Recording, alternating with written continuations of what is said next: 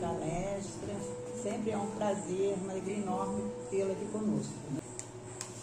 Vou pedir a Rosa para fazer a leitura. Prepara. A nossa leitura, né, é do livro Reflexões, são mensagens psicografadas, e hoje a mensagem fala sobre felicidade. Felicidade não é consequência, e sim causa. A gente decide ser feliz ou não. Simples assim.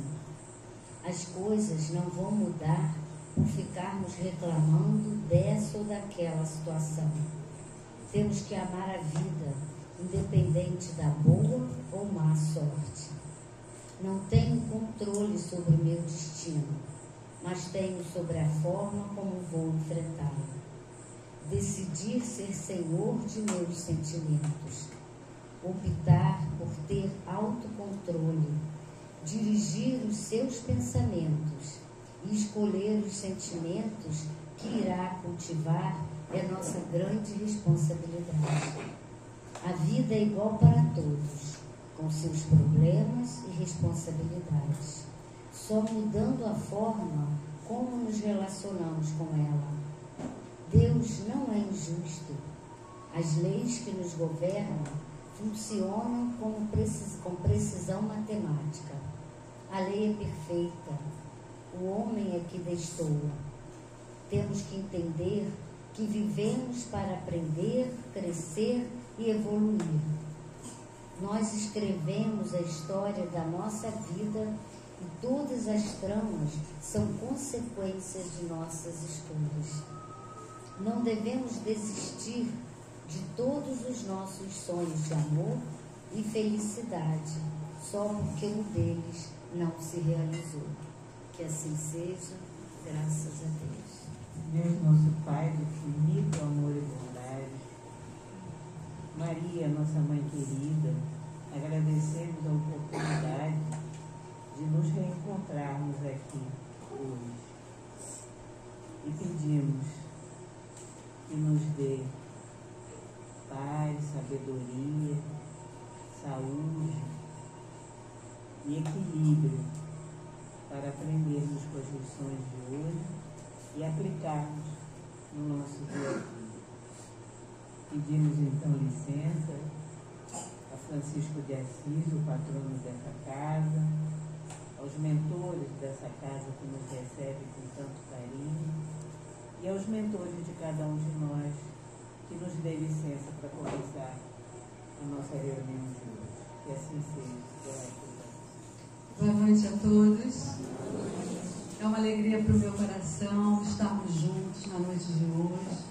Recebam todos um abraço da nossa Casa Espírita Allan Kardec de Lumiar. É uma honra quando eu recebo esse convite aqui da casa, que sempre vem mensalmente, né?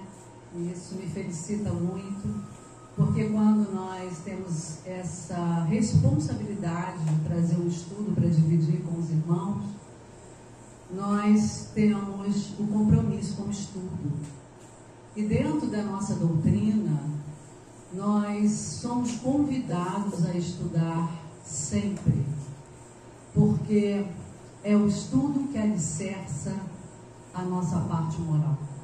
Quanto mais sabemos, quanto mais estudamos, mais percebemos as leis que nos regem, que nós não podemos fugir delas, quer nós acreditemos nela ou não. Mas através do estudo nós vamos vendo a coerência dessa codificação, que nada mais é do que o Evangelho de Jesus, mas explicado nas suas minúcias, com uma simplicidade e uma coerência que nos arrasta. Mas isso nós vamos compreendendo cada vez mais quanto mais estudamos. Então, quando sou convidada a fazer um estudo desses, eu fico muito feliz, porque eu tenho que estudar. Embora às vezes os temas sejam os mesmos, e nós repetimos os mesmos temas, é porque nós ainda não os aprendemos. O dia que nós não precisarmos mais falar como o tema da noite de hoje, né? Convite ao perdão. Ai, mas perdão de novo. Fulano já falou, Cicrano já falou. E vamos continuar falando. Eu mesma, hoje, dando uma revisada, e aí fui lá na minha pasta de palestras. Eu tenho várias palestras sobre o perdão. Convite ao perdão, terapêutica do perdão, perdão em Jesus, o Natal e o perdão, e por aí vai. Tem vários. E em todos eles a gente repete o mesmo tema, a mesma necessidade, só que com alguns enxertos diferentes, até porque, né, a primeira palestra que eu fiz de perdão, quando eu olho hoje, é tão pueril, tão simples, que eu falo, meu Deus, não tive coragem de levar isso para as pessoas. Mas é assim como eu, na primeira palestra, era tão incipiente, algumas pessoas que me ouviram na época precisavam daquela incipiência, daquele olhar de menina ainda engateando na doutrina. Então é assim que é. Na nossa casa sempre tem chegando pessoas novas, pessoas que têm curiosidade, pessoas que têm necessidade. Então os temas eles se repetem para esses e para nós também. Nós já aprendemos? Quando é que nós passamos de ano a educação formal? Quando nós prestamos prova e provamos que já aprendemos todo o conteúdo daquele ano, não é assim? Aí a gente pode ir para o seguinte: será que a gente já pode não falar mais do Evangelho? Porque perdão está dentro do Evangelho. Será que nós já praticamos tudo que o Evangelho nos trouxe? Claro que não. Então precisamos repetir. A página inicial, quem é o autor? Tá? É um livro psicografado aqui na casa, pela Márcia Maquini. Ah, sim. Ele fala que felicidade é uma decisão. Isso é muito interessante. Tem um livro de Dalai Lama que chama A Arte da Felicidade. O livro é belíssimo. Eu já li há alguns anos, já fiz palestra em cima dele, inclusive aqui, que eu fiz em todas as casas. E o que mais me prendeu, né, se eu posso dizer, se alguém me pergunta, Janice, o que te chamou a atenção do livro, o que de lição ficou desse livro que você leu, né? Porque cada livro, cada estudo que a gente faz, a gente tem que absorver algo daquilo, que seja uma frase para a gente levar para a vida. E o que mais me marcou foi quando esse livro, ele é feito por um psiquiatra americano que acompanha Dalai Lama nas suas palestras, e ele faz, além de trazer nesse livro essas palestras, ele também traz entrevistas que ele fez com o Dalai nesses intervalos. E numa dessas entrevistas ele então pergunta: Dalai, o senhor é feliz? E ele fala: sim, vírgula, decididamente eu sou feliz. E o psiquiatra se espanta com essa resposta e pergunta: como assim, decididamente? E ali, como disse, né, na leitura inicial, ser feliz é uma decisão. Ah, Janice, mas não é possível. Eu tenho tantas tribulações na minha vida, tenho um parente difícil, tenho uma enfermidade, tenho atribulações financeiras. Como é que eu vou decidir ser feliz com isso tudo? É uma decisão. Quando nós decidimos sermos felizes, nós vamos acordar, e essa decisão, ela vai guiar a nossa percepção. William James, que é um teórico da psicologia, ele fala que a realidade objetiva não existe. O que existe é aquilo que nós observamos dela. Quando a gente se decide a ser feliz, a nossa realidade vai confirmar essa decisão. Então eu vou me colocar na vida olhando para aquilo que confirma a minha decisão. Então, por exemplo, eu acordo, está chovendo, se eu me decidir a ser feliz, eu vou olhar para a chuva e vou falar: que delícia, vai limpar a atmosfera, vai molhar as plantas, vai encher os reservatórios. Mas se eu me decido a ser infeliz, a mesma chuva, eu acordo e eu olho e falo: não vou poder botar minha sandália que eu queria tanto hoje. Ah lá, acabei de lavar o carro, vai sujar tudo. Olha lá, agora a rua vai encher, não vou conseguir voltar, o trânsito vai ficar ruim. Percebem que é a mesma situação e que vai depender de quem? De quem a está vivendo. Então, querem ser felizes? Todos nós queremos. Aprendamos hoje. Se hoje vocês saírem daqui com essa palavra de Dalai Lama, não é da Janice, ser feliz é uma decisão. E faz parte de um viver bem, do ser feliz, algumas posturas na vida. Uma delas é o perdão. O nosso Mestre Jesus, ele deu uma importância enorme ao perdão. Não por acaso. Não por acaso. A gente está falando de um Cristo. O que é um Cristo? É um Espírito que já chegou lá em cima. É um Espírito crístico. Os nossos queridos espíritos, já mais avançados que nós, da nossa espiritualidade, eles nos dizem que as galáxias onde Jesus evoluiu não existem mais. Está bem longe de nós, né? Nós ainda infantis na evolução.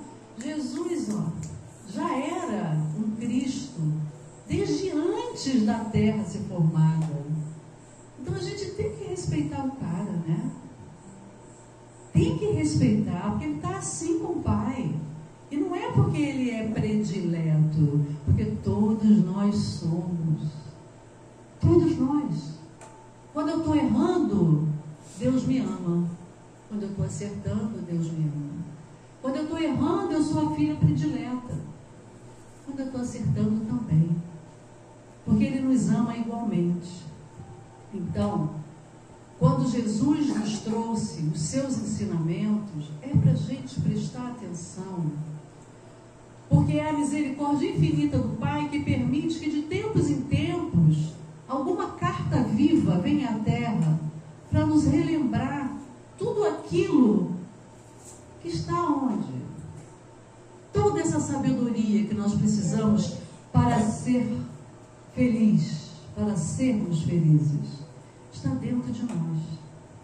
O reino de Deus está dentro de vós. Disse-nos esse mestre que não tem mentiras, não tem hipocrisia. Jesus, ele, por ser um espírito puro, ele pensa, ele fala, ele sente e ele age espontaneamente em uníssono com o quê? Com a verdade, com as leis cósmicas que nos regem. Então, quando ele vem nos falar da importância do perdão, será que é para ele? Mas tá, eu preciso perdoar, senão Jesus fica triste. Será que é? Jesus não fica triste. Não pelos nossos atos o atingi-lo. Jesus pode ficar triste por nos ver sofrer. E principalmente porque Ele olha para nós, abraça os nossos sofrimentos, e Ele vê, não precisava. Ei, decide ser feliz. Você está olhando para o lugar errado. Você está vendo o copo meio cheio, meio vazio, perdão. Mas o copo está meio cheio, você vai ficar mais feliz. Para de focar na falta. Foca na abundância. Porque os cientistas vão nos dizer que tudo aquilo que a gente põe atenção se alimenta e cresce. Então, quando a gente se alimenta da falta, ela cresce. Quando a gente presta atenção ao que não tem, a gente vai não ter mais. Quando a gente foca na abundância, ela aumenta. Por isso que ser feliz é uma decisão. Por isso que eu tenho que acordar e, se está chovendo, ao invés de eu reclamar, eu perceber a beleza da chuva e ser grato pela chuva. Porque quando eu faço esse movimento de gratidão, eu agradeço e olho que aquilo é bom. Então, eu começo a modular o meu cérebro para ver beleza e bondade em tudo. Eu estou dando atenção aqui, a beleza e a bondade. O que vai crescer na minha vida? Beleza, bondade. O fluxo da vida flui livremente. E quando eu reclamo, está chovendo, estou sem dinheiro. Reclamar. Clamar é pedir. Reclamar é pedir de novo. Se eu reclamo que eu estou sem dinheiro, eu estou pedindo de novo o quê? Mais ficar sem dinheiro. Se eu estou reclamando que a chuva é uma coisa ruim para mim, não é que vai vir mais chuva, né? Mas vai vir mais coisas que eu não gosto. Porque eu estou dando atenção àquilo. Então, Jesus, em várias das suas passagens, ele nos concita o perdão. Não porque ele precise, mas porque é quando nós não perdoamos, nós ficamos atados na evolução. Nós ficamos atados ao passado. Porque não perdoar é não perdoar algo que vai acontecer? Não, né? É algo que já aconteceu. Mas fulano me fez aquilo. E, gente, eu sou psicóloga, para quem não me conhece. Eu recebo no consultório e volta e meia eu escuto assim, tem 10 anos que eu não falo com meu pai. Tem 10 anos, ou 8 anos que eu não falo com meu irmão. E quando a gente vai investigar o motivo, claro que qualquer motivo é motivo se te afeta, mas são coisas que você precisa trabalhar. Não são, por exemplo, ofensas gravíssimas ou algum acontecimento que de fato seja intransponível. Em geral, são as miudezas da vida, são as divergências de opinião. Agora mesmo eu tenho alguns pacientes que estão se falar com alguns parentes há 4 anos. Por conta de quê? Divergência política. É inadmissível. Isso é falta de respeito a uma lei que nos rege. É a lei da liberdade. O Pai respeita em nós essa lei que nos atravessa. Ele poderia jogar um raio quando a gente vai cometer uma bobagem. Ele podia fazer a gente tropeçar, quebrar uma perna e não ir fazer aquela bobagem. Mas ele não faz. O que ele faz? Ele envia essas cartas vivas, que os profetas, os grandes pensadores, a maior carta viva que foi Jesus, que continua sendo. Para quê? Para nos relembrar tudo isso que consta dentro de nós, na nossa consciência, que são as leis morais. Mas o que nós fazemos? Não prestamos atenção. Eu já ouvi uma vez, antes da pandemia talvez, encontrei uma moça que frequentava a casa espírita lá em Lumiar.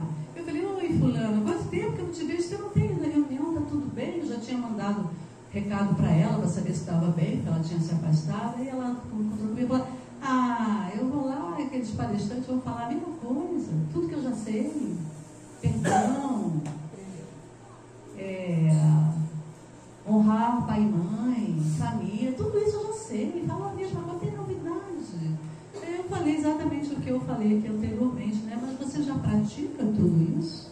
Porque eu preciso estar lá ouvindo todas as vezes. Eu falei para ela, eu não escuto essas coisas só quarta-feira não, porque eu vou em palestra em outras casas.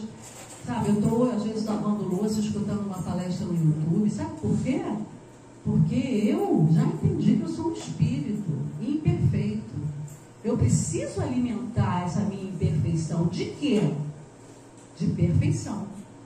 O Evangelho me traz a pessoa que eu quero ser, um homem de bem, a mulher de bem.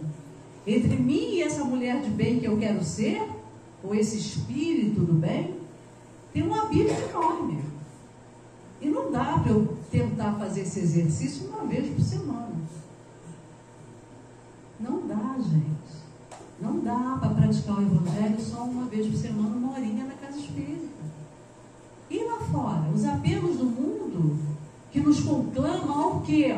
As nossas viciações pregressas. A ser ainda egoísta, vaidoso, prepotente, avaro. Uma hora por semana não dá para a gente entender a necessidade das mudanças. Então eu falei para ela, aí ela ficou sem graça, eu falei, ok, eu tenho que respeitá-la, mas eu precisava dar essa alfinetadinha, porque eu ainda sou imperfeita,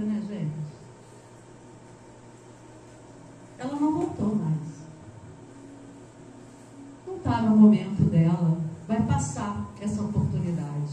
Certamente ela vai lamentar se ela não acordar. Por quê? Porque não tem jeito.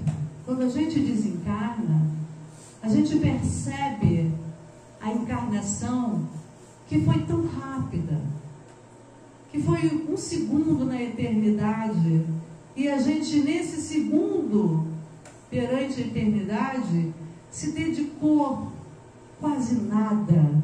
Não é a casa espírita, a religião, não se dedicou a essa busca de melhoria do ser que somos.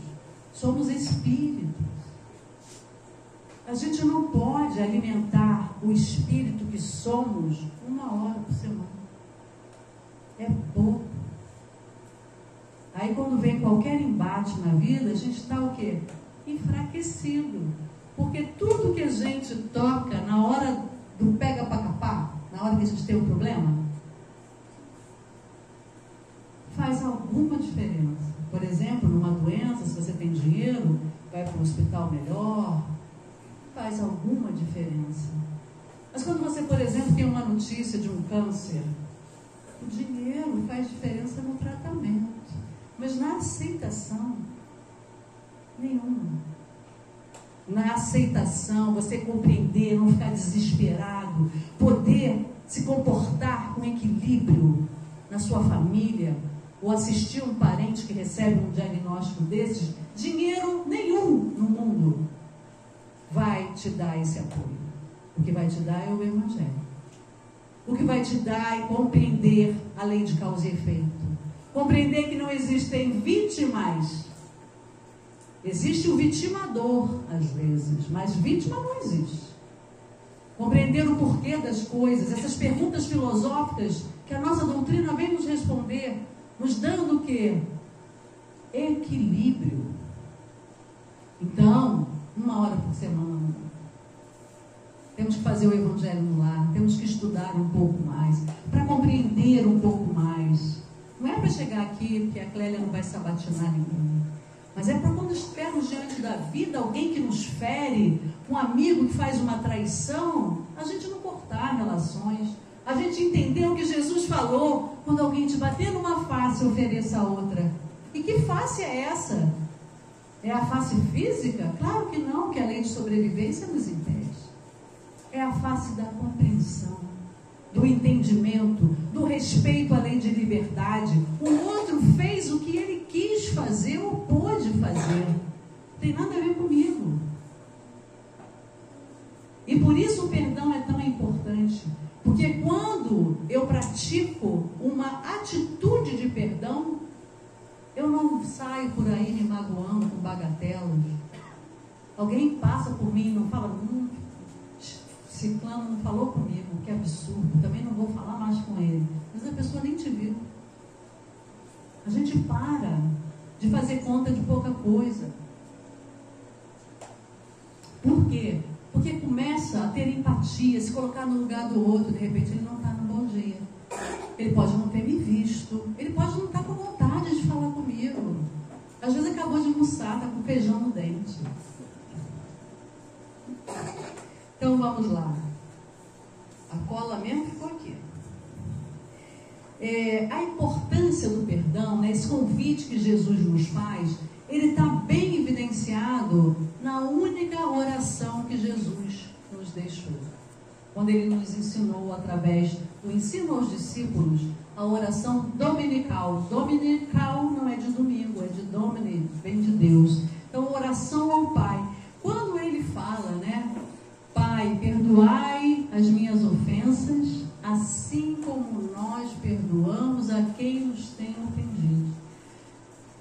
Em geral, quem gosta de orar o Pai Nosso, não medita sobre. Por isso que dentro da doutrina espírita, a gente não tem preces feitas, embora lá no final do Evangelho segundo o Espiritismo, no Evangelho, tem a parte de preces, porque muita gente tem muita dificuldade em fazer, né? Preces quando vem para o Espiritismo, está acostumado às vezes com a Igreja Católica, que tem aquelas orações já colocadas lá, feitas. Então lá tem uma coletânea de preces, mas o ideal que o Espiritismo preconiza é que nós façamos a nossa prece do coração. O que eu estou sentindo aqui para falar com meu Pai? Então nessa oração, que é uma oração muito linda, e se a gente esmiuçar, ela dá uma palestra de tão profunda que ela vai nos mostrar essa importância. Pai, perdoai as nossas ofensas. A gente quer que o Pai perdoe. Por quê? Porque em geral quando a gente erra, a gente não está querendo errar, a gente erra por ignorância. Mas e o outro? Também. Então trabalhar o perdão, ele é necessário para que a gente possa, primeiro aprendendo a se perdoar, depois aprendendo a perdoar o outro. O auto-perdão, ele é importantíssimo, ele é uma das condições básicas para quê? Para a saúde. Porque quando a gente não se perdoa, a gente traz um sentimento de culpa. A culpa, o culpado, isso tudo inconscientemente, ele pede punição. Então quando a gente se sente muito culpado, e a gente se sente não só pelos erros dessa, mas das outras existências que a gente carrega, e se nessa a gente já erra bastante, imagine na outras, que éramos mais ignorantes. Então nós viemos numa esteira de erros muito grandes. Mas a primeira coisa que precisamos entender, para arriscar, como Joana de Ângeles, a mentora do Divaldo Franco, Joana Espírito, ela nos diz que nós deveríamos riscar essa palavra dos dicionários da Terra. Culpa, risca. Substitui por responsabilidade. Então, e por que nós somos responsáveis e não culpados? Eu costumo dizer que se Jesus errar, ele é culpado. Porque ele não chegou no topo de um espírito crístico. Então ele sabe tudo. Se ele cometeu um erro, ele escolheu errar. Porque ele já sabe qual é o certo. Totalmente. Só que isso não aconteceu. Nada do que Jesus passou na terra, nenhum dos seus testemunhos, a gente encontra erros. Então Jesus é o personagem da história mais biografado. E nas suas biografias, a gente pode encontrar quem acha que ele não existiu, alguns historiadores, mas a gente não encontra um apontamento, aqui ele errou.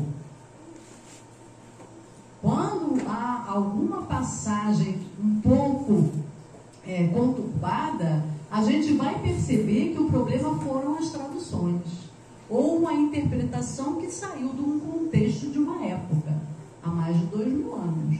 Mas quando a gente se debruça com seriedade, porque para criticar a gente tem que ter muito estudo e seriedade, quando a gente vai ali, e o Haroldo Dutra Dias tem um livro belíssimo, que é o Evangelho, Texto e Contexto, onde ele faz esse estudo.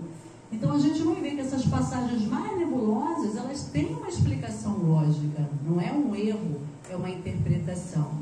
Então nós precisamos compreender essa necessidade do perdão, nessa compreensão, primeiro conosco, entendendo o quê?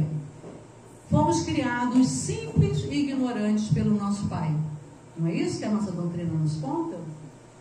Uma das primeiras coisas que eu aprendi na doutrina foi isso, que todos nós fomos criados de forma igual, inclusive Jesus. Ele não teve privilégio como nenhum dos filhos do Pai tem. Ele foi criado como nós, simples e ignorantes. Não sabemos quanto tempo ele levou para ser um Cristo, essa informação não temos. Mas ele teve as mesmas oportunidades que nós. Então todos fomos criados simples e ignorantes. Quando eu comecei lá na doutrina, aos 19 anos, tem pouco tempo, e eu encontrei essa informação, eu falei, que brincadeira boba do Pai. Porque ele é onipotente. Então ele poderia fazer diferente, né? Ele pode tudo. Aí eu pensava assim, por que não criou todo mundo Cristo? Todo mundo anjo? Eu não ia ter esse trabalho danado da gente ficar, erra, acerta, vai, espia, volta, reencarna, vai. Eu falava, que coisa boba. Mas eu falava assim, como boa filha de mineira, mas eu desconfio que o cara sabe o que faz. E aí, por isso que a gente precisa estudar. Estudando, estudando, estudando, a gente vai amadurecendo o intelecto e vai compreendendo que o Pai, por conhecer a nossa intimidade, Ele sabe que a gente só dá valor ao que é conquistado com trabalho. Já experimentaram ganhar um dinheiro fácil? Ele vai fácil. Isso nós temos a prova aí na nossa história da humanidade, herdeiros que herdaram fortunas e que nunca trabalharam, em pouco tempo dilapidam aquele patrimônio. Que os pais, às vezes, os avós começaram, os pais continuaram com muito esforço, aí como entregam para alguém que não sabe o valor, na maioria das vezes, não é regra, mas na grande maioria, aquilo que não foi conquistado com esforço, não se dá valor e acaba se perdendo. Então o Pai nos conhece. Ele quis que nós fôssemos co-criadores com Ele. E essa é a beleza. Todos nós já passamos por isso. Quando a gente consegue vencer uma má inclinaçãozinha num momento. Queria mandar alguém catar coquinho, não mandei. Ai, consegui. Cheguei em casa e não falei, nem mandei agora, né? Nem mandei mensagem. Consegui dormir sem mandar mensagem. No dia seguinte a gente já está mais tranquilo. E a gente fala, ai, que bom. Não dá uma alegria a gente vencer uma má tendência? Por isso que a gente tem que refletir mais, ser menos impulsivo, não deixar esse espírito velho, cheio de vícios, ir à frente, não. Aí a gente vai lembrar do Mestre Jesus quando disse, vigiai e orai para não cairdes em tentação. E o que é tentação? Tentação, eu aprendi com Emmanuel, mentor de Chico Xavier. É a nossa concupiscência. Essa palavra também aprendi com Emmanuel, porque doutrina espírita também é cultura e muita cultura. Concupiscência é o nosso fundo vicioso e perverso das nossas mazelas morais. Então, tentação não vem de fora. A gente às vezes dá desculpa. Eu fiz isso porque fulano me tentou. Eu não queria ir lá beber, mas fulano me chamou, ficou me chamando, me atentando. Opa, a tentação vem de dentro, dos nossos vícios ainda não modificados, dos nossos hábitos calcados em tendências viciosas. Então, quando a gente fala em tentação, a tentação vem de dentro, vem desse fundo vicioso e perverso que ainda nos habita.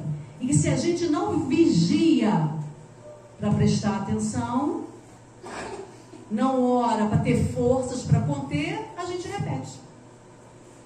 Então, por isso precisamos vigiar e orar, para que a gente não cometa.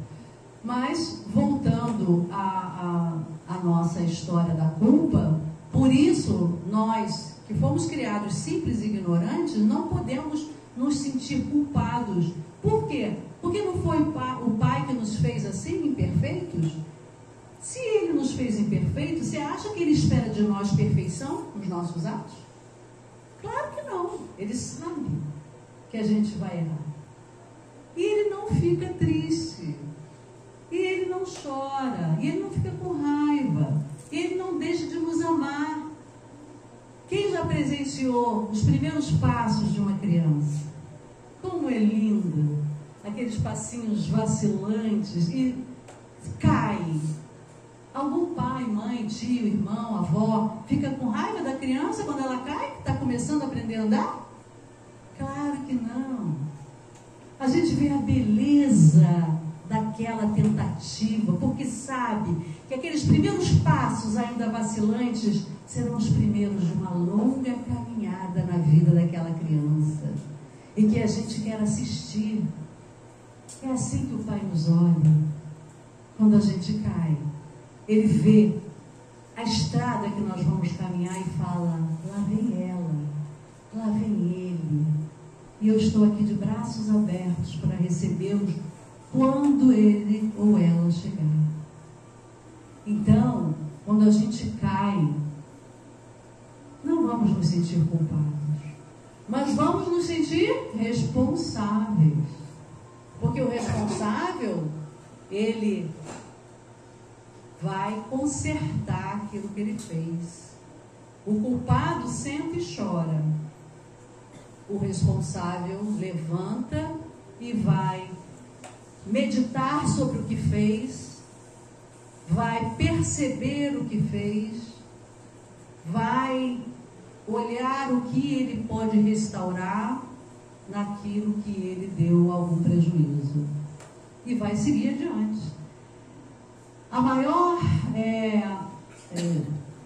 O maior exemplo dessa postura de responsável que eu vejo na nossa história, e está dentro da história do cristianismo, é uma figura que eu sou apaixonada por ela, porque essa figura me diz que eu, embora imperfeita, estou no caminho do Pai e posso caminhar segura, porque ele foi recebido ao desencarnar pelo Mestre Jesus.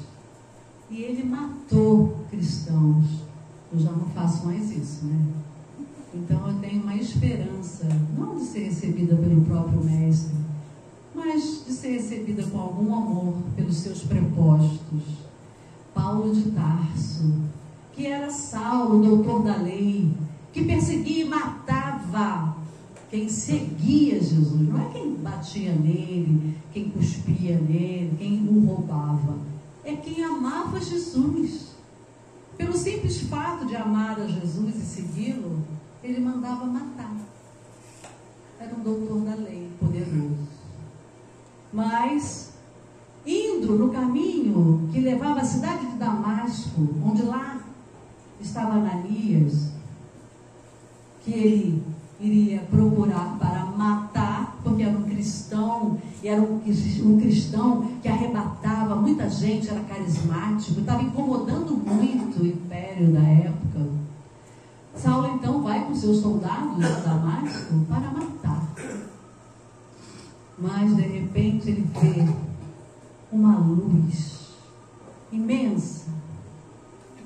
Ele olha e fica cego e escuta a voz que lhe diz: Saulo, Saulo, por que me persegues? Na mesma hora, ele sente que ali estava Jesus, que ele já intuía quem seria esse Jesus, a grandeza desse Jesus. Ele já estava vacilante na sua perspectiva sobre esse cara chamado Jesus. A sua querida noiva Abigail falava de Jesus para ele com tanto amor, com tanta ternura, que ele já havia de alguma forma assimilado essa informação. Ele cai de joelhos. Naquele instante, ele faz uma conversão. É algo profundo, uma conversão. Ali ele sente o seu erro, que ele já intuía. E ele faz o quê? Diante daquela percepção do seu erro de até agora, ele senta e chora, ele se chicoteia. Senhor, o que queres que eu faça? Esse é o responsável. Não senta e chora. Quem senta e chora é o culpado. E tem uma outra figura. Nós vamos ter diante do erro 3 posturas. A do culpado, que senta e chora e fica: eu errei, olha como eu sou tão imperfeito. Nós temos uma outra postura, que é daquele que usa do desculpismo, que seria o Paulo falando assim: Senhor, você me desculpa, mas foram eles que me fizeram fazer isso, eu nem queria, mas foi lá a lei que eu sigo de Moisés, foi lá todo o Alcorão, toda a Torá, foram os livros livros sagrados que me mandaram perseguir os cristãos, eu só fiz o que me mandaram. É o desculpismo.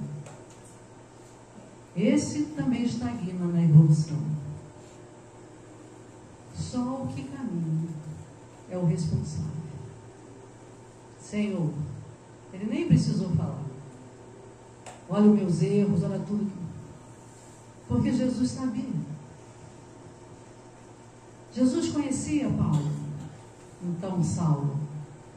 Ele sabia que seria ele o grande divulgador do seu cristianismo. Ele só tinha errado a direção. Porque ele já era esse homem fervoroso e de fé. Um homem íntegro.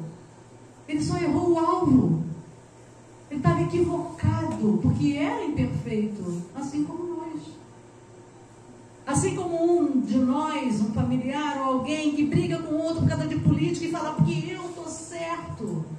É um equívoco. É um equívoco.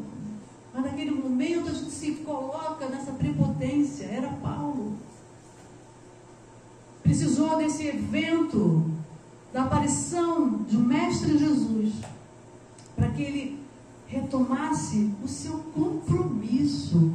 Porque o compromisso de Saulo não foi acertado naquele momento. Foi na erraticidade, que é o intervalo das encarnações quando nós estamos na espiritualidade. Claro que foi. Que uma tarefa gigante dessas de Paulo foi muito bem programada. Então ele só errara o alvo. E ali naquele momento ele acerta o rumo, o alvo, e só pergunta para o mestre: o que queres que eu faça? Essa é a postura que temos que ter, meus irmãos, diante da vida. Nos permitirmos errar. Não é ser conivente com o erro, de jeito nenhum. Nós temos que ter um olhar atento para o erro, para afastar o erro de nossas vidas. Mas temos que ter esse carinho, essa aceitação, esse acolhimento com a nossa humanidade. Somos seres humanos imperfeitos, a caminho da perfeição. Mas ainda falta uma grande estrada. E se não nos permitirmos errar, nós não vamos aprender.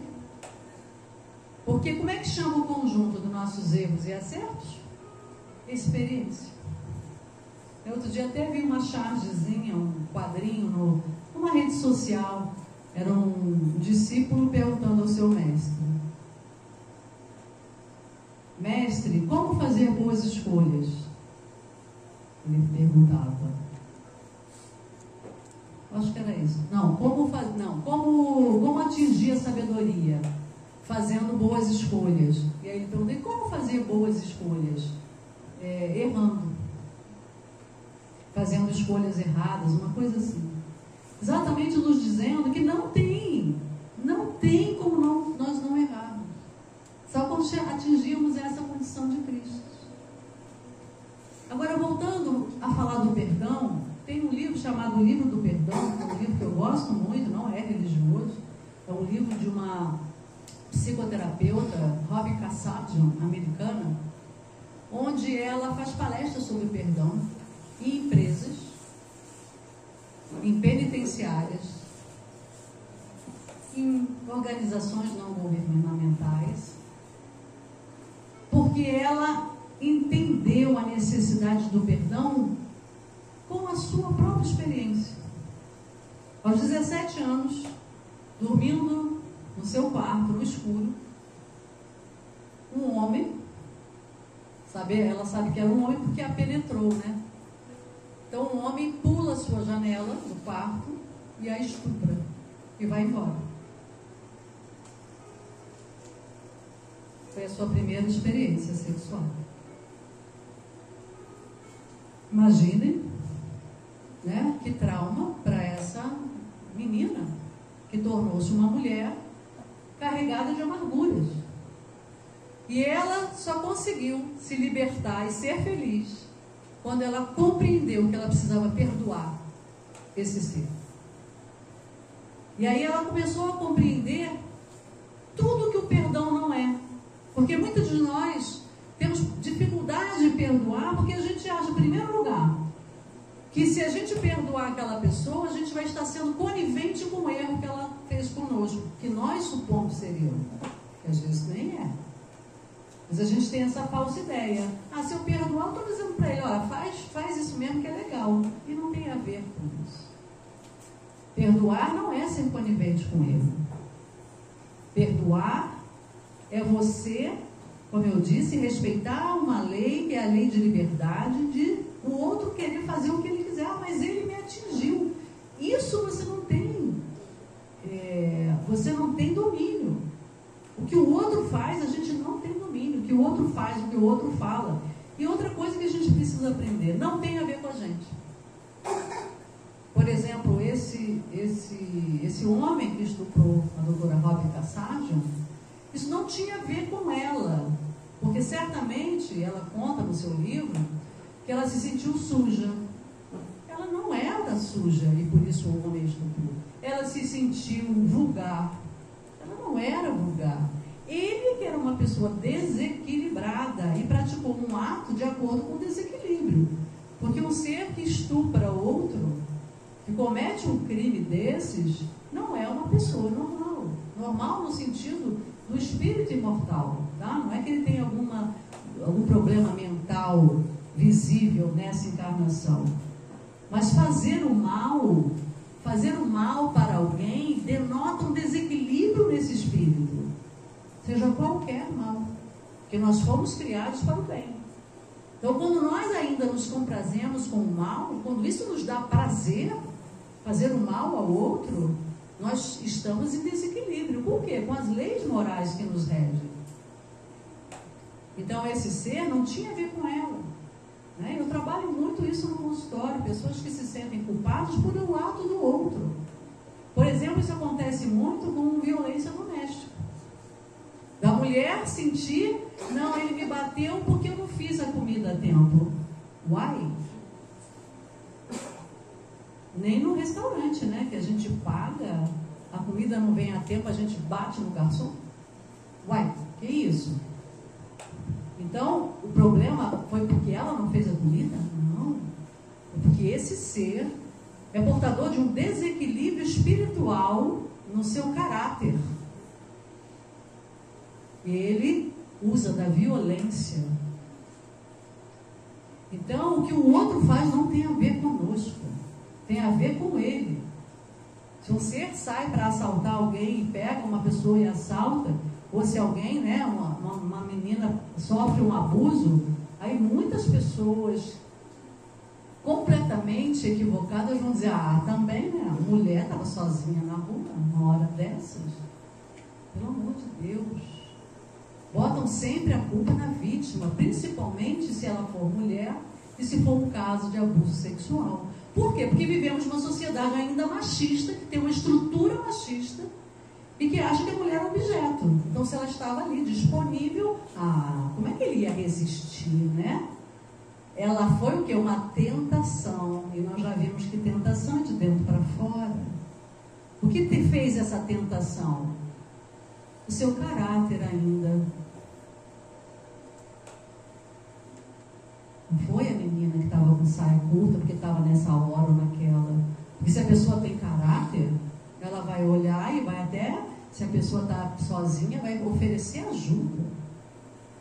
Não vai aproveitar. É que nem as pessoas que dizem, a ocasião faz o ladrão. Não faz. O ladrão está pronto. Porque se a pessoa for honesta, não tem ocasião onde ela vá cometer um crime. A carteira estava ali, ninguém estava vendo, aí a pessoa entrou. Ocasião. Uma carteira dando sopa. Opa! Se não é meu, eu não vou mexer. Até porque furto é crime, seja de um alfinete, seja de um carro. Então foi a ocasião que fez? Não, porque se uma pessoa honesta passar por ali, ela não vai fazer porque a ocasião está. E a gente vê inúmeras vezes, inclusive a notícia, né? Quando uma pessoa encontra um dinheiro perdido, que não tinha dono, e sai procurando o dono para entregar. Por quê? Porque ali não tinha uma pessoa desonesta. Ali tinha um ser ilibado. Pelo menos nessa área, aquela pessoa ela já tinha adquirido essa virtude. E quando nós já adquirimos alguma virtude, não tem nada que nos faça fazer diferente. Por quê? Vamos voltar para Emmanuel. Porque eu limpei o meu fundo vicioso e perverso. A desonestidade não está mais ali, eu não sou mais tentável. Mas se eu ainda tiver uma desonestidade dentro, eu posso olhar e ficar tentada. Aí eu vigio. Não, eu não posso fazer isso. Eu já sei que isso é errado. Então eu não vou fazer. Eu tenho vontade, porque o meu fundo vicioso e perverso está gritando, né? O ser antigo, que já roubou, que já furtou, que já foi desonesto, está ali gritando, e eu estou olhando, e se eu estiver precisando, ainda fica mais latente aquela vontade, mas se eu já sei que se eu tirar isso de alguém, eu devolvo 2 desses. E como é que eu sei disso? Estudando as leis. Porque tudo que não me pertence, eu não tenho direito de me apropriar. Então, se eu tiro isso de alguém, eu devolvo em dobro. Eu devolvo isso para ressarcir e eu devolvo mais um disso para aprender. É a lição, é o preço da lição. Então, por exemplo, se eu faço... E isso não é só quando a gente furta não, tá, gente? Quando eu, por exemplo, vou fazer um negócio e eu me aproveito de uma pessoa que está necessitada para acharcar, para diminuir o preço. Eu não preciso diminuir, mas eu quero levar vantagem. Vou comprar um carro, custa 50 mil. Eu vejo que a pessoa está desesperada, que está precisando muito para aquele dia. E eu falo, te dou 30 mil agora em dinheiro. Aí a pessoa, aí ela aceita porque está precisando. Esses 20 mil eu vou devolver. Eu vou devolver 40. Como? Perdendo um patrimônio, ficando doente, gastando numa cirurgia, batendo com um carro. Não tem jeito. É da lei. Tudo que eu tiro da vida, que eu não dei uma contrapartida, eu vou ressarcir. É energia. Isso serve também para aquelas pessoas dentro de casa que se encostam e deixam o outro sobrecarregado, lavando louça, arrumando casa, pegando um copo d'água. Pega um copo d'água para mim. A gente inflige a lei do trabalho. Tudo aquilo que a gente pode fazer e passa para o outro, a gente também está infringindo essa lei, a lei do trabalho. Gente, tudo na vida é energia.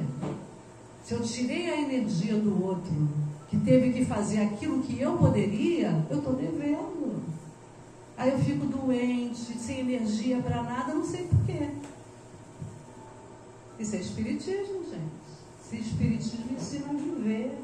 Mas não é sobreviver, é viver com profundidade, refletindo na vida, no que eu faço. Tudo que nós fazemos tem consequência. E ninguém está vendo. Deixa isso para lá. Nunca foi entre mim e o outro. Sempre foi entre mim e a minha consciência, que é o Deus em mim. Então, a gente vê na literatura espírita quantos crimes que eram encobertos, ninguém sabia, né? Na Idade Média, quantas pessoas envenenaram outras e as pessoas pareciam que tinham um ataque do coração e não eram descobertos. O que adiantou? A gente viu o desenrolar das encarnações, o que essa pessoa sofreu na encarnação seguinte, resgatando a consciência de culpa. Somos nós que pedimos reparação, não é Deus que pune, que Ele não pune. Deus é amor, é só amor. Ele só nos pede para amar. Jesus veio reproduzir essa mensagem do Pai. Veio inaugurar a era do amor. Veio nos mostrar um Pai de amor.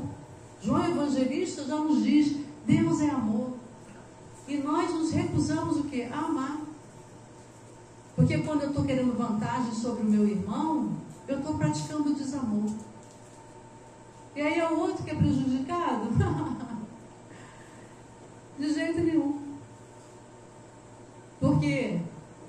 equilíbrio, ela vai compensar aquele que teve o prejuízo, de alguma forma, se não foi merecido, né?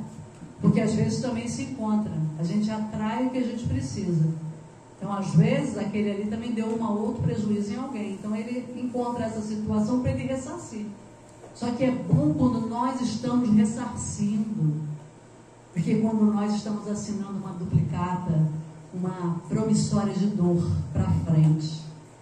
Tem um caso que de Chico Xavier, que ele encontrou um amigo dele, um amigo muito querido, e que tinha uma empresa, que tinha condição financeira, estava sempre muito bem. E ele encontra o Chico depois de muito tempo e fala: Chico, como é que você está, meu amigo? Tudo bem? Chico, estou mal. Estou tendo um monte de prejuízo na empresa, estou tendo problema aqui, estou tendo problema ali, tive um monte de prejuízo. Ele abraçou, o amigo falou: ai, graças a Deus. Ele: Chico, estou te contando um monte de coisa ruim que me aconteceu, você está dando graças a Deus. É, meu filho, porque até agora era só você que batia, agora que você começou a apanhar. Evolução. Esse entendimento a doutrina nos dá. E por isso a gente começa a ser feliz apesar de qualquer coisa. Porque você começa a ver um revés na vida de outra forma.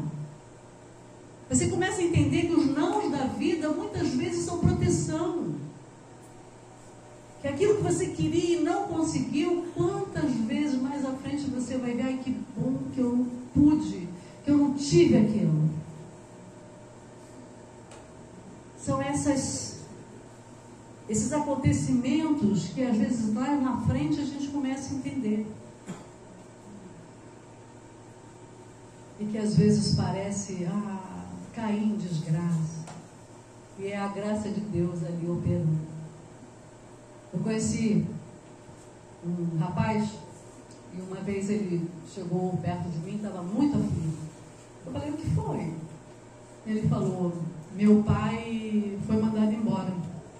Ele tinha um estabelecimento comercial, a vigilância sanitária bateu. Quer dizer, ele era empregado num estabelecimento comercial. A vigilância sanitária bateu, fechou o estabelecimento e o dono, que já tinha outros negócios, outros dinheiro, resolveu que não ia abrir mais.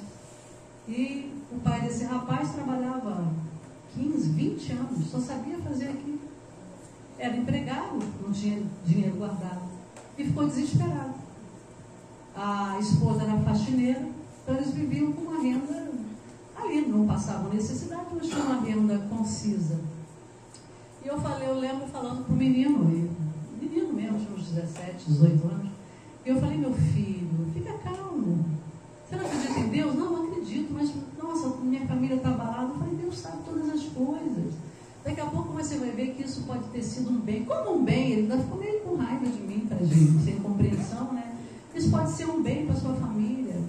Ele: como um bem? Como pode ser um bem? Agora a gente vai passar necessidade, meu pai está desesperado, está mal a beça. Eu falei: calma.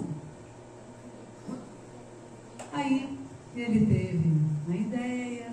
Os fornecedores daquele estabelecimento que gostavam dele, porque era um homem bom, é um homem bom, é um homem de bem, é um homem que todos gostam, fizeram o quê? Por que você não abre um estabelecimento igual? Mas eu não tenho. Não, a gente te ajuda, te fornece o produto e você vai. E ele, enfim, isso deve ter 10 anos, ele hoje é um próspero comerciante. Quando que ele ia fazer isso? Se continuasse empregado naquela empresa? Nunca. Porque ele não sabia que podia. Lembra de William James? Não existe uma realidade objetiva. Existe aquilo que a gente observa na realidade. A realidade dele era ser empregado daquele estabelecimento. E ele fazia com prazer e fazia da melhor forma, mas não vislumbrava algo diferente. E Deus queria que ele prosperasse. Como ele não enxergava, deu um jeito daquilo acontecer. Naquele momento era o mal, mas não era o mal em si. E assim somos nós na vida. Quantas vezes aquilo que nos acontece, que achamos que é um mal, é uma providência divina para nos livrar de algo pior. Até às vezes uma morte. Tem um caso que eu não lembro mais onde eu li, na literatura espírita, que uma mãe desencarnada roga aos espíritos superiores que matem seu filho que está encarnado. Como assim uma mãe pedindo que o seu filho morra? Em vez de estar lá protegendo o rapaz, ele estava fazendo muita bobagem. Estava se endividando muito nessa encarnação. E ela não estava conseguindo acesso a ele para ajudá-lo. Ela desencarnada e ele encarnado. Então ela roga ao Pai que permita. E pelo merecimento dela, eles o fazem. Ele tem um infarto e desencarna. E ela o recolhe na espiritualidade para preparar o melhor para a próxima. Então veja, às vezes aquilo que a gente acha que não tem, uma dificuldade financeira, por exemplo, pode ser uma grande proteção. Porque a prova da riqueza, ela é muito difícil. Os espíritos nos falam isso. Ela é muito difícil. Vocês já viram, quando a gente não tem problema financeiro nenhum, não tem problema na família, o que a gente faz? Eu só quero viajar. Só quero viajar. A gente quer viajar, a gente pensa em passear, pensa em festa. Não é assim? Então está tudo muito bom, muito fácil. Agora, quando a dor aperta, quando vem uma dificuldade, um problema, uma doença, o que a gente faz? A gente se estreita com Deus. A gente busca a casa espírita. A gente busca a resposta. A gente busca força. E aí a gente se aproxima da nossa espiritualidade.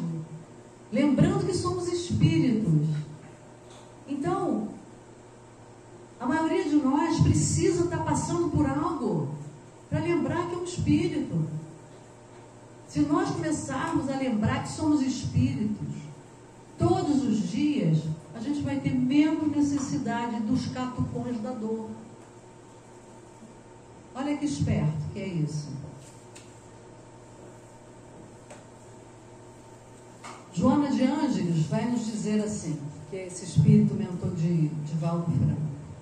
O ato de perdoar não leva necessariamente à ideia de anuência com aquilo que fere o estatuto legal e o código moral da vida, mas proporciona a compreensão exata da dimensão do gravame do erro e dos comportamentos a serem adotados para que ele desapareça, devolvendo à vida a harmonia que foi perturbada com aquela atitude. Então essa é a importância do perdão, que a gente possa olhar para as nossas atitudes, porque primeiro a gente precisa praticar o auto-perdão, se permitindo o erro, não, então eu estou imperfeita, eu não sou culpada, Deus me fez errado mesmo, então eu posso errar e eu vou sair por aí irresponsavelmente, inadvertidamente, sem vigiar, sem orar, fazendo aquilo que eu tenho vontade. Gente, faz isso não. Nós somos ainda muito, muito, muito pervertidos. Se a gente fizer só o que tem vontade, a maioria das pessoas não trabalha, por exemplo. Não é assim? A maioria trabalha porque tem uma obrigação, quando na verdade é uma lei que quando a gente não segue, a gente adoece. Já viram um pântano, né? Uma água parada? Apodrece. Nós também. Se a gente ficar inerte, veja quando as pessoas ficam, por exemplo, acamadas 30 dias. O que acontece? Tem que ir para a fisioterapia, reaprender a andar, a respirar, a mexer os braços. Por quê? 30 dias. Se às vezes passa 50 anos andando, mexendo o braço, respirando, fica 30 dias parado, você tem que reaprender. Por quê? Porque ficou na inércia. Perdeu aquele condicionamento. Os músculos perderam a capacidade de sustentar aquele esqueleto. E assim, moralmente, nós somos também. Então, a gente tem que aprender a renunciar aos prazeres. Então eu só vou passar pela vida fazendo uma penitência e sofrendo. Não é nada disso. Não vamos ser dramáticos. Renunciar ao prazer é aqueles prazeres perniciosos. Aquele prazer que vai o quê? Perverter o nosso caráter. Por exemplo, não trabalhar. Por exemplo, ficar na preguiça, chegar atrasado, não ter responsabilidade com os compromissos. Quando eu falo que a gente tem que renunciar aos prazeres, por exemplo, prazeres que nos fazem mal. Quantos e quantos de nós só comem o que faz bem? Gente, pastel mania é uma perdição. Eu saio do consultório e vou andando para casa, agora que eu estou morando em Friburgo. Eu passo em frente ao pastel mania. Eu sei que fritura me faz mal. Às vezes eu consigo resistir, às vezes não. Pastel napolitano. Eu mudo de provolone. Me entreguei. Eu digo isso.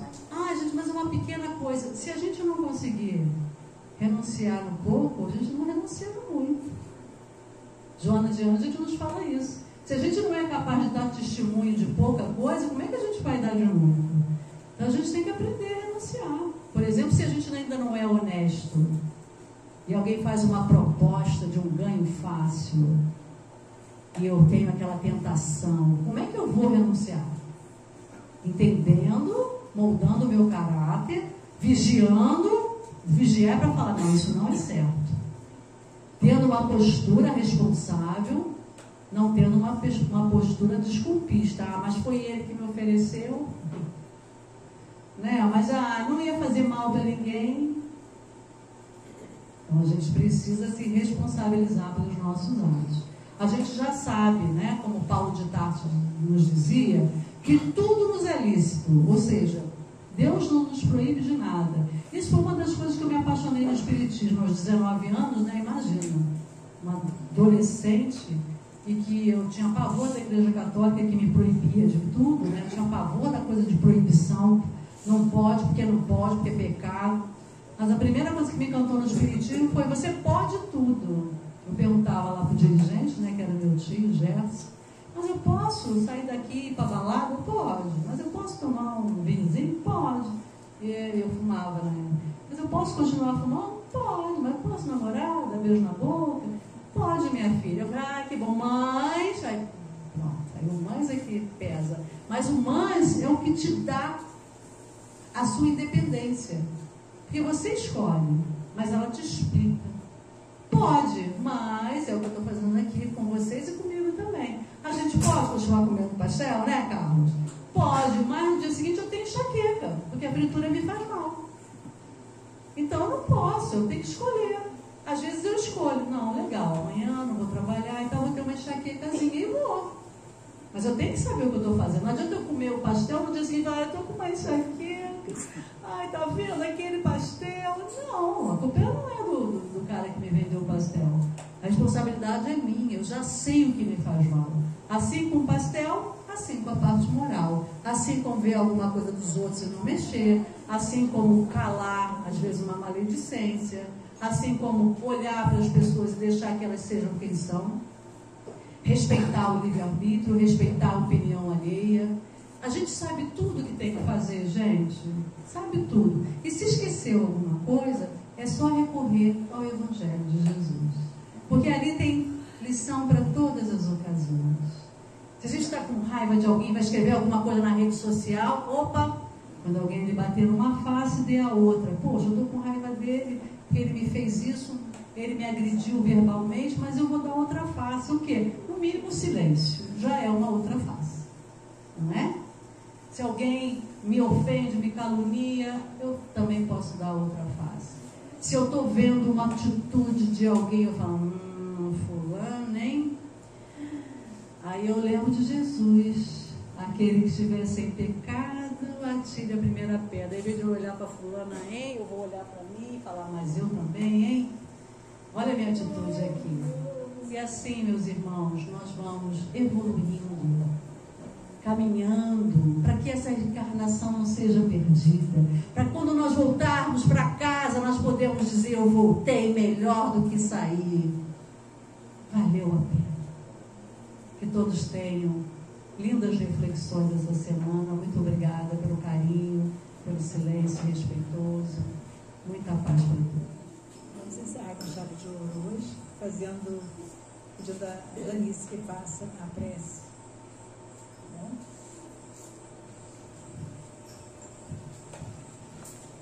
Então, meus irmãos, vamos buscar o nosso santuário íntimo, a nossa conexão com o Pai, para agradecer.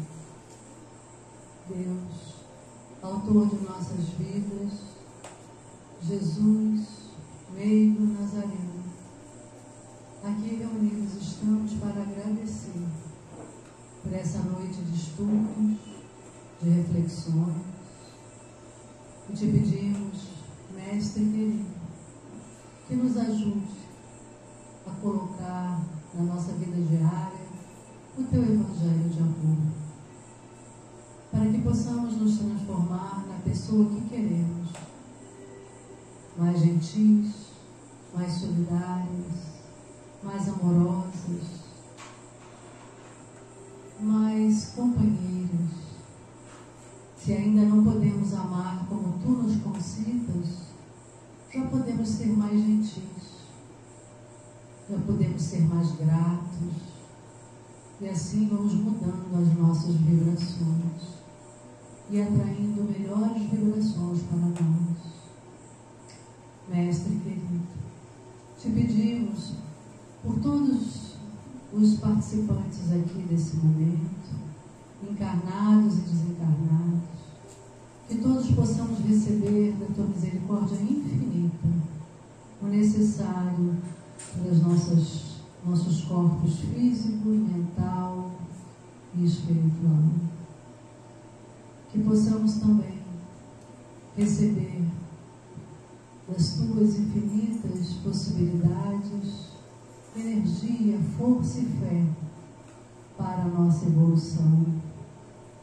Mestre querido, agora te pedimos, pelos nossos irmãos e humanidades, principalmente pelos algozes, por aqueles que não te conhecem, por aqueles que fazem sofrer, pois que ainda não despertaram para a beleza da vida, ainda não compreenderam as leis que nos regem e precisam então do Teu amoroso auxílio através dos anjos tutelares, para que suas consciências sejam acordadas.